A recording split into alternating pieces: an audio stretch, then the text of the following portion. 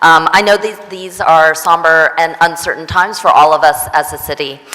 This resolution talks about what it looks like when we come together instead of pulling apart in a time of fear and uncertainty. We as local leaders have to understand that our public health is also tied to economic security. And this is particularly important when we're dealing in a public health emergency in which those who are most vulnerable, least economically secure, and least covered by social services are essential to our public health. And we have to do all that we can to make sure that people are going to be in stable housing and will have full access to utilities in the event of a public health emergency.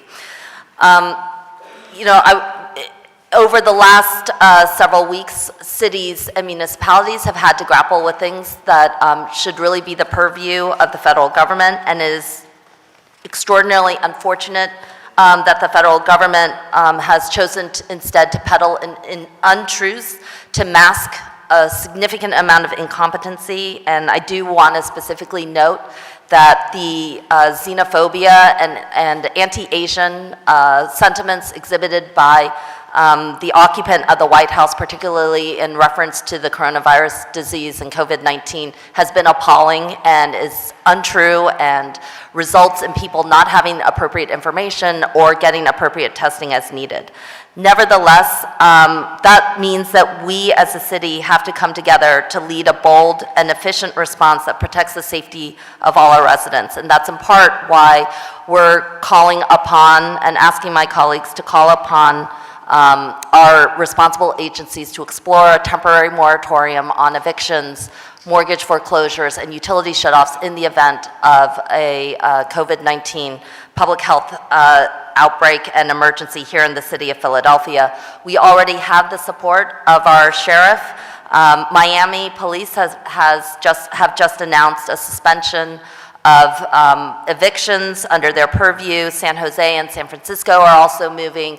Other cities are also talking about this, and it's serious. And so our feeling is that we have long believed in this body.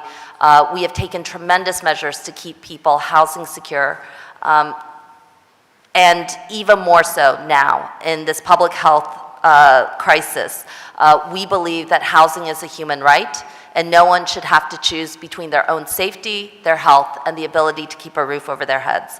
I want to thank my co-sponsors, Councilmembers Brooks, Gautier, Johnson, Thomas, Gilmore Richardson, Heenan, Quinones Sanchez, Bass, and Jones, and others. And I also want to thank our Sheriff, Rochelle Bilal, who is committed to taking a look at this issue very seriously. Thank you very much.